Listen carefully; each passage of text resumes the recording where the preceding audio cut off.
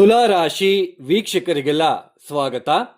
ಸ್ನೇಹಿತರೆ, ಈಗಾಗಲೇ ನಿಮಗೆ ಗೊತ್ತಿದೆ, ಗುರು ಪ್ರಸ್ತುತ ಕರ್ಕಾಟಕ ರಾಶಿಯಲ್ಲಿ ಸಂಚಾರವನ್ನ ಮಾಡ್ತಾ ಇದ್ದಾರೆ. ಪ್ರಸ್ತುತ ಗುರುಗ್ರಹ ಪುಷ್ಯ ನಕ್ಷತ್ರದಲ್ಲಿ ಸಂಚಾರವನ್ನ ಮಾಡ್ತಾ ಇದ್ದಾರೆ. ಆದರೆ ಇದೇ ಆಗಸ್ಟ್ ತಿಂಗಳಿನಲ್ಲಿ 19ನೇ ತಾರೀಕು ಗುರು ಪುಷ್ಯ ನಕ್ಷತ್ರವನ್ನು ಬಿಟ್ಟು ಆಶ್ಲೇಷ ನಕ್ಷತ್ರಕ್ಕೆ ಪ್ರವೇಶವನ್ನು ಮಾಡಿ ಸಂಚಾರವನ್ನ ಪ್ರಾರಂಭ ಮಾಡ್ಕೊಳ್ತಾ ಇದ್ದಾರೆ. ಆಗಸ್ಟ್ 19ನೇ ತಾರೀಕಿನಿಂದ ಅಕ್ಟೋಬರ್ 31ನೇ ತಾರೀಕಿನ ತನಕ ಗುರು ಆಶ್ಲೇಷ ನಕ್ಷತ್ರದಲ್ಲಿ ಸಂಚಾರವನ್ನ ಮಾಡ್ತಾ ಇರ್ತಾರೆ. ಅಕ್ಟೋಬರ್ 31ನೇ ತಾರೀಕಿನ ನಂತರ ಗುರು ಸಿಂಹ ರಾಶಿಗೆ ಪ್ರವೇಶವನ್ನು ಮಾಡ್ತಾರೆ. ಈ ಗುರುವಿನ ಆಶ್ಲೇಷ ನಕ್ಷತ್ರದ ಸಂಚಾರದಿಂದ ಈ ತುಲಾರಾಶಿಯಲ್ಲಿ ಇರ್ತಕ್ಕಂತಹ ಚಿತ್ತಾ ನಕ್ಷತ್ರ 3-4ನೇ ಪಾದದವರಿಗೆ, ಸ್ವಾತಿ ನಕ್ಷತ್ರ 4 ಪಾದದ ಜಾತಕರಿಗೆ ಹಾಗೂ ವಿಶಾಖ ನಕ್ಷತ್ರ 1ನೇ ಪಾದ, 2ನೇ ಪಾದ, 3ನೇ ಪಾದದ ಜಾತಕದವರಿಗೆ ಯಾವ ತರಹದ ಪರಿಸ್ಥಿತಿಗಳು ಬರ್ತಾ ಇರುತ್ತೆ, ಏನಾದರೂ ಬದಲಾವಣೆಗಳಾಗ್ತಾ ಇದೆಯಾ ಈ ಒಂದು ಗುರುವಿನ ಆಶ್ಲೇಷ ನಕ್ಷತ್ರದ ಸಂಚಾರದಿಂದ ಅಂತ ಹೇಳಿಬಿಟ್ಟು ಈ ವಿಡಿಯೋದಲ್ಲಿ ನಾನು ತಿಳಿಸ್ತಾ ಹೋಗ್ತೇನೆ. ಸ್ನೇಹಿತರೆ, ಈಗಾಗಲೇ ನಾನು ಸಾಕಷ್ಟು ವಿಡಿಯೋದಲ್ಲಿ ನಾನು ನಿಮಗೆ ತಿಳಿಸ್ತಾ ಬರ್ತಾ ಇದ್ದೇನೆ. ರಾಶಿ ಫಲಿತಾಂಶ ಅಂತ ಹೇಳಿಬಿಟ್ಟು ಓನ್ಲಿ ಗೋಚಾರದಲ್ಲಿ ಇರ್ತಕ್ಕಂತಹ ರಾಶಿ ಫಲಿತಾಂಶದ ಮೇಲೇನೆ ಸಾಕಷ್ಟು ಜನ ಅವಲಂಬಿತರಾಗ್ತಾ ಇದ್ದಾರೆ. ರಾಶಿ ಫಲಿತಾಂಶ ನೋಡಿ, ಒಂದೊಂದು ರಾಶಿಯಲ್ಲಿ ಲಕ್ಷಾನುಗಟ್ಟಲೆ ಹುಟ್ಟಿರ್ತಾರೆ. ಮುಖ್ಯವಾಗಿ ನಾವು ಯಾವ ದಿನದಂದು ಜನನ ಆಗಿರ್ತೀವೋ, ಯಾವ ಡೇಟ್ ಆಫ್ ಬರ್ತ್ ಅಂದರೆ ಯಾವ ವರ್ಷದಲ್ಲಿ, ಯಾವ ತಿಂಗಳಿನಲ್ಲಿ, ಯಾವ ದಿನದಂದು ನಾವು ಜನನ ಆಗಿರ್ತೀವೋ ಆ ದಿನದಂದು ಚಂದ್ರ ಈ 12 ರಾಶಿ ಚಕ್ರದಲ್ಲಿ ಯಾವ ರಾಶಿಯಲ್ಲಿ ಸಂಚಾರ ಮಾಡ್ತಾ ಇದ್ರೋ, ಯಾವ ನಕ್ಷತ್ರದಲ್ಲಿ ಸಂಚಾರ ಮಾಡ್ತಾ ಇದ್ರೋ ಅದು ನಮ್ಮ ಜನ್ಮರಾಶಿ, ಜನ್ಮ ನಕ್ಷತ್ರ ಆಗುತ್ತೆ. ಚಂದ್ರ ಈ ತುಲಾರಾಶಿಯಲ್ಲಿ ಸಂಚಾರ ಮಾಡಬೇಕಾದ್ರೆ ನೀವೆಲ್ಲ ಹುಟ್ಟಿರ್ತೀರಾ, ನಿಮ್ಮದು ತುಲಾರಾಶಿ ಆಗಿರುತ್ತೆ. ಒಂದು ವೇಳೆ ಚಂದ್ರ ಏನಾದರೂ ಚಿತ್ತಾ ನಕ್ಷತ್ರದಲ್ಲಿ ಸಂಚಾರ ಮಾಡಬೇಕಾದ್ರೆ ನೀವು ಹುಟ್ಟಿದಾಗ 3-4ನೇ ಪಾದದಲ್ಲಿ ಸಂಚಾರ ಮಾಡಬೇಕಾದ್ರೆ ನೀವೇನಾದರೂ ಹುಟ್ಟಿದ್ರೆ ನಿಮ್ಮದು ತುಲಾರಾಶಿ ಚಿತ್ತಾ ನಕ್ಷತ್ರ ಆಗುತ್ತೆ. ಒಂದು ವೇಳೆ ಚಂದ್ರ ಸ್ವಾತಿ ನಕ್ಷತ್ರದಲ್ಲಿ ಸಂಚಾರ ಮಾಡಬೇಕಾದ್ರೆ ನೀವೇನಾದರೂ ಜನಿಸಿದ್ದರೆ ಅದು ನಿಮ್ಮ ನಕ್ಷತ್ರ ಸ್ವಾತಿ ನಕ್ಷತ್ರ, ತುಲಾರಾಶಿ ಆಗುತ್ತೆ. ಹಾಗೆಯೇ ಒಂದು ವೇಳೆ ನೀವು ಚಂದ್ರ ವಿಶಾಖ ನಕ್ಷತ್ರ 1, 2, 3ನೇ ಪಾದದಲ್ಲಿ ಸಂಚಾರ ಮಾಡಬೇಕಾದ್ರೆ ಏನಾದರೂ ನೀವು ಜನಿಸಿದ್ರೆ ಆ ಜಾತಕದವರು ತುಲಾರಾಶಿ ಮತ್ತು ವಿಶಾಖ ನಕ್ಷತ್ರ ಆಗುತ್ತೆ. ಅದು ಪಾದ ನಾವು ಕ್ಯಾಲ್ಕುಲೇಟ್ ಮಾಡ್ಕೋಬೇಕಾಗುತ್ತೆ, 1ನೇ ಪಾದದಲ್ಲಿ ಹುಟ್ಟಿದೀವಾ, 2ನೇ ಪಾದದಲ್ಲಿ ಹುಟ್ಟಿದೀವಾ ಅಂತ ಹೇಳ್ಬಿಟ್ಟು. ಸೊ ಈ ಮೇನ್ ರಾಶಿ ಫಲಿತಾಂಶ ನೋಡಿ, ಮನಸ್ಸು ಕಾರಕ ಚಂದ್ರನಿಂದ, ಚಂದ್ರನಿರುವ ಸ್ಥಾನ, ಚಂದ್ರ ಅಂದ್ರೆ ನಮ್ಮ ಮನಸ್ಸು ಕಾರಕ ಚಂದ್ರನಿಂದ ಗೋಚಾರದಲ್ಲಿ ಗ್ರಹಗಳ ಸ್ಥಿತಿಗತಿಗಳು ಬದಲಾವಣೆ ಆಗ್ತಾ ಇರಬೇಕಾದ್ರೆ, ಗೋಚಾರದಲ್ಲಿ ಗ್ರಹ ಸ್ಥಿತಿಗಳು ಬದಲಾವಣೆ ಆಗ್ತಾ ಇರಬೇಕಾದ್ರೆ ಮನಸ್ಸಿನ ಮೇಲೆ ಕೆಲವೊಂದು ಸಲ ಪ್ರಭಾವ ಬೀರುತ್ತಾ ಹೋಗುತ್ತೆ.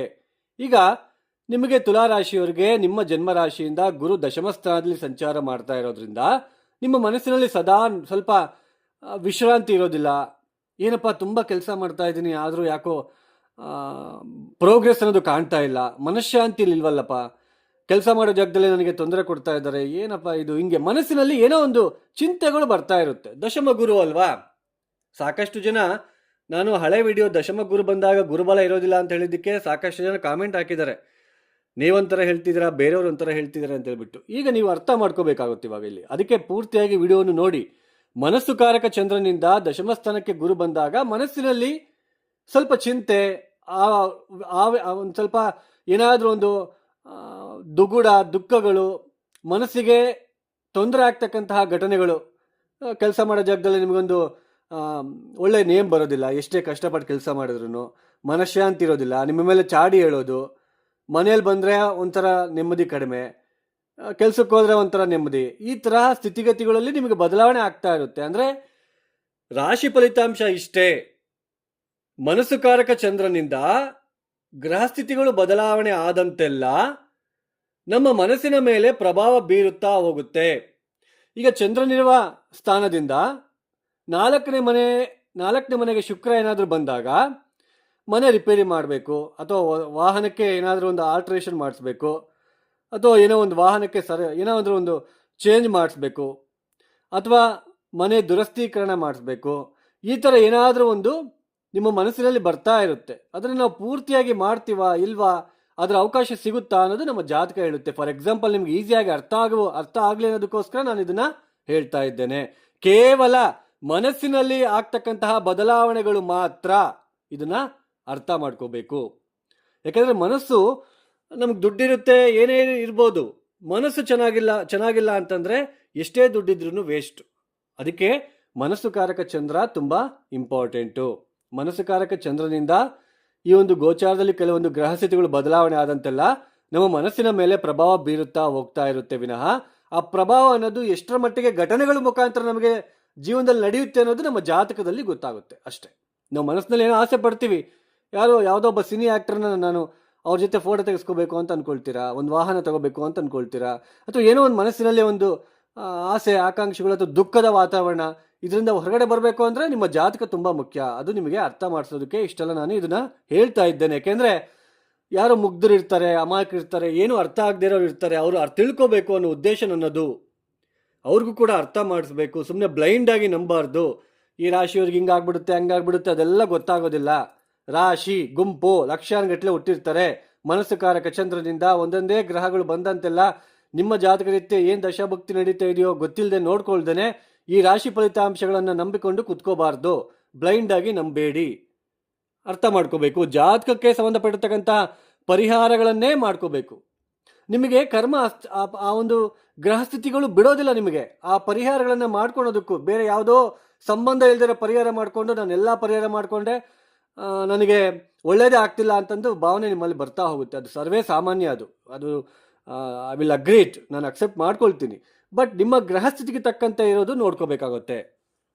ನೋಡಿ, ಈಗ ತುಲಾ ರಾಶಿಯಲ್ಲಿ ಚಿತ್ತಾ ನಕ್ಷತ್ರ 3-4ನೇ ಪಾದದವರೆಗೆ ಗುರು ಆಶ್ಲೇಷ ನಕ್ಷತ್ರದ ಪ್ರವೇಶ ಮತ್ತು ಸಂಚಾರ ಏನು ನಡೀತಾ ಇದೆ, ಆಗಸ್ಟ್ 19ನೇ ತಾರೀಕಿನಿಂದ ಅಕ್ಟೋಬರ್ 31 ತನಕ ಏನು ಈ ಒಂದು ಆಶ್ಲೇಷ ನಕ್ಷತ್ರದಲ್ಲಿ ಸಂಚಾರ ನಡೀತಾ ಇದೆ, ಈ ಸಂಚಾರದಿಂದ ಈ ಚಿತ್ತಾ ನಕ್ಷತ್ರದವರಿಗೆ ಆಶ್ಲೇಷ ನಕ್ಷತ್ರ ಪ್ರತ್ಯಕ್ ತಾರಾ ಆಗುತ್ತೆ.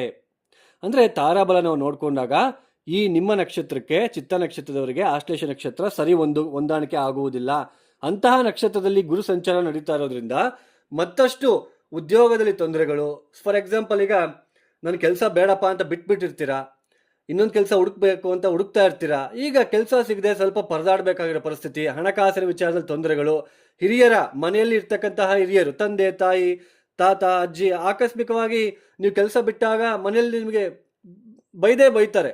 ಏನಾದರೂ ಒಂದು ತೊಂದರೆ, ವ್ಯಾಲ್ಯೂ ಕಳ್ಕೊಳ್ತೀರಾ, ಅವಮಾನಗಳು, ಈ ತರಹದ ಸನ್ನಿವೇಶಕ್ಕೆ ಸಿಲುಕಿ ಮನಸ್ಸು ಸ್ವಲ್ಪ ವಿಲವಿಲ ಅನ್ನೋದು ಒದ್ದಾಡುತ್ತೆ ಅಷ್ಟೇ. ಬಟ್ ಜಾತಕ ಚೆನ್ನಾಗಿದ್ರೆ ಅಷ್ಟೊಂದು ನೆಗೆಟಿವ್ ಇಂಪ್ಯಾಕ್ಟ್ ಇರುವುದಿಲ್ಲ.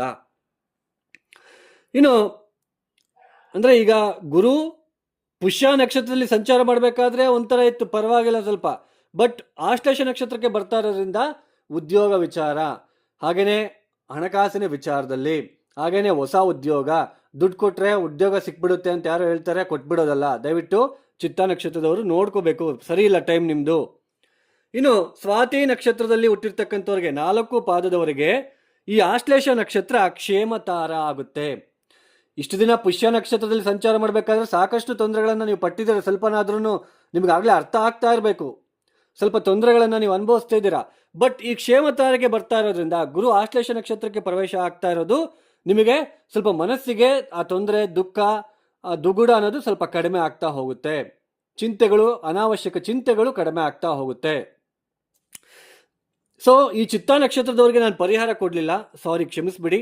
ಚಿತ್ತಾ ನಕ್ಷತ್ರದವರು ಏನು ಪರಿಹಾರ ಮಾಡ್ಕೋಬೇಕು ಅಂತಂದರೆ, ಸುಬ್ರಹ್ಮಣ್ಯ ಲಕ್ಷ್ಮೀ ನರಸಿಂಹಸ್ವಾಮಿ ಆರಾಧನೆ ಮಾಡುವುದು ತುಂಬ ಉತ್ತಮ. ಎಷ್ಟು ಆರಾಧನೆ ಮಾಡ್ತೀರೋ ಅಷ್ಟು ಒಳ್ಳೆಯದು. ಹಾಗೆಯೇ ಸ್ವಾತಿ ನಕ್ಷತ್ರದವ್ರಿಗೆ ಕ್ಷೇಮತಾರ ಆಗುತ್ತೆ, ಏನು ತೊಂದರೆ ಇಲ್ಲ. ಬಟ್ ಆದ್ರೂ ಕೂಡ ನೀವೇನಾದರೂ ಪರಿಹಾರ ಮಾಡ್ಕೊಳ್ತೀನಿ ಅನ್ನೋದೇ ಆಗಿದ್ರೆ, ವಿಷ್ಣು ಸಹಸ್ರನಾಮವನ್ನು ಪ್ರತಿನಿತ್ಯ ಕೇಳ್ತಾ ಹೋಗಿ. ಬೆಳಗ್ಗೆ ಎದ್ದ ತಕ್ಷಣ ವಿಷ್ಣು ಸಹಸ್ರನಾಮ ಪೂಜೆ ಮಾಡಬೇಕಾದ್ರೆ ನೀವು ವಿಷ್ಣು ಸಹಸ್ರನಾಮ ನೀಟಾಗಿ ಕೇಳಬೇಕು. ವಿಷ್ಣು ಸಹಸ್ರನಾಮ ಆನ್ ಮಾಡಿಕೊಂಡು ನಾನು ಆ ಕೆಲಸ ಮಾಡ್ತೀನಿ, ಈ ಕೆಲಸ ಮಾಡ್ತೀನಿ ಅಂತ ಆ ಥರ ಇದ್ದರೆ ಅದು ಫಲ ಅನ್ನೋದು ಸಿಗೋದಿಲ್ಲ.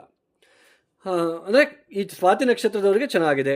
ಇನ್ನು ವಿಶಾಖ ನಕ್ಷತ್ರ 1, 2, 3ನೇ ಪಾದದವರೆಗೆ ಈ ಆಶ್ಲೇಷ ನಕ್ಷತ್ರ ವಿಪತ್ತು ತಾರ ಆಗುತ್ತೆ.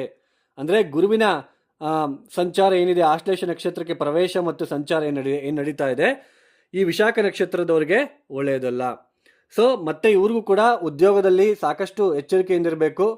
ಮತ್ತು ನಿಮ್ಮ ಕೊಲೀಗ್ಸ್ ಜೊತೆ ಯಾರು ನಿಮ್ಮ ಬಗ್ಗೆ ಏನು ಮಾತಾಡಿದ್ರು ಕೂಡ ಸುಮ್ಮನೆ ಇದ್ಬಿಡ್ಬೇಕು. ಈ ಸಮಯ ನಿಮ್ದಲ್ಲ, ಸ್ವಲ್ಪ ಹುಷಾರಾಗಿರಬೇಕು. ಉದ್ಯೋಗ ಕೆಲಸ ಆಲ್ರೆಡಿ ಕೆಲಸ ಮಾಡ್ತಾ ಇರೋರು ಉದ್ಯೋಗ ಬಿಟ್ಬಿಡೋಣ, ಬೇರೆ ಕೆಲಸ ನೋಡ್ಕೊಳ್ಳೋಣ, ಈ ಥರ ಎಲ್ಲ ಹೋಗಬೇಡಿ. ಇಲ್ಲಾಂದ್ರೆ ಸ್ವಲ್ಪ ಸಫರ್ ಪಡಬೇಕಾಗುತ್ತೆ. ಇನ್ನು ಹಿರಿಯರ ಜೊತೆ ಅವಮಾನಗಳು ಅಥವಾ ವಾಗ್ವಾದಗಳು, ಸ್ವಲ್ಪ ಮನಸ್ಸಿಗೆ ಬೇಸರ ಆಗ್ತಕ್ಕಂತಹ ಸಂಗತಿಗಳು ನಿಮಗೆ ನಡೀತಾ ಇರುತ್ತೆ ಈ ವಿಶಾಖ ನಕ್ಷತ್ರದವರಿಗೆ. ಹಿರಿಯರ ಮುಖಾಂತರ ಹಿರಿಯರ ವಿಚಾರದಲ್ಲಿ ತೊಂದರೆಗಳು. ಹಾಗೆ ಕೆಲಸ ಮಾಡೋ ಜಾಗದಲ್ಲಿ ಬಾಸ್ ಜೊತೆನೂ ಕೂಡ ನಿಮ್ಮ ಮೇಲೆ ಯಾರೋ ಒಬ್ರು ಏನು ಚಾಡಿ ಹೇಳ್ಬಿಡ್ತಾರೆ, ಬಾಸ್ ಅದನ್ನು ನಂಬ್ತಾರೆ, ಈಗ ಅವಮಾನ ನೀವು ಫೇಸ್ ಮಾಡಬೇಕಾಗುತ್ತೆ. ಇಷ್ಟು ಈ ವಿಶಾಖ ನಕ್ಷತ್ರದವ್ರು ಏನು ಮಾಡಿದ್ರೆ ಹೆಲ್ಪ್ ಆಗುತ್ತೆ ನೋಡಿ. ಪ್ರತಿ ಬುಧವಾರ ಗುರುವಾರ ಸ್ವಲ್ಪ ಈ ಹೆಸರು ಕಾಳು ನೆನೆ ಹಾಕಿಬಿಟ್ಟು, ಮೆತ್ತಗಾಗಿರುತ್ತೆ. ಈಗ ಬುಧವಾರ ನೀವು ಮಂಗಳವಾರದ ದಿನ ನೆನೆ ಹಾಕಬೇಕಾಗುತ್ತೆ. ಒಂದು ಅರ್ಧ kg 1 kg ನೆನೆ ಹಾಕಿಬಿಟ್ಟು ಮಂಗಳವಾರ ನೆನೆ ಹಾಕಿದ ತಕ್ಷಣ ಬುಧವಾರ ಬೆಳಗ್ಗೆ ಅಷ್ಟೊತ್ತಿಗೆ ಮೆತ್ತಗಾಗಿರುತ್ತೆ. ಬೆಲ್ಲ ಚೆನ್ನಾಗಿ ಕಳಿಸ್ಬಿಟ್ಟು ಗಣಪತಿ ಪ್ರಾರ್ಥನೆ ಮಾಡ್ಕೊಂಡ್ಬಿಟ್ಟು, ಗೋಚಾರದಲ್ಲಿರ್ತಕ್ಕಂತಹ ಗುರು, ದಶಮ ಗುರು ಗ್ರಹ ಒಂದು ನೆಗೆಟಿವ್ ಇಂಪ್ಯಾಕ್ಟ್ ಕಡಿಮೆ ಆಗಲಿ ಅಂತ ಕೇಳ್ಕೊಂಡ್ಬಿಟ್ಟು ಆ ಹೆಸರು ಕಾಳಿಗೆ ಬೆಲ್ಲ ಮಿಶ್ರಣ ಮಾಡಿ, ರೋಡ್ ಸೈಡಲ್ಲಿ ಸಾಕಷ್ಟು ಹಸುಗಳು ಪೇಪರು ಅದು ಇದು ತಿಂತಾ ಇರುತ್ತೆ, ಅಂಥ ಹಸುಗಳಿಗೆ ತಿನ್ನಿಸೋದಕ್ಕೆ ಪ್ರಯತ್ನ ಮಾಡಿ. ದಯವಿಟ್ಟು ಇದರಿಂದ ತುಂಬ ಹೆಲ್ಪ್ ಆಗುತ್ತೆ, ಅರ್ಥ ಮಾಡ್ಕೊಳ್ಳಿ. ಬ್ಲೈಂಡ್ ಆಗಿ ಹೋಗಬೇಡಿ. ಇನ್ನು ಯಾರೆಲ್ಲ ಈ ವಿಡಿಯೋನ ನೋಡ್ತಾ ಇದ್ದೀರಾ, ನಿಮ್ಗೆ ಇಷ್ಟ ಆಗಿದ್ರೆ ಮಾತ್ರ ಲೈಕ್ ಮಾಡಿ, ಶೇರ್ ಮಾಡಿ, ಸಬ್ಸ್ಕ್ರೈಬ್ ಮಾಡ್ಕೊಳ್ಳಿ.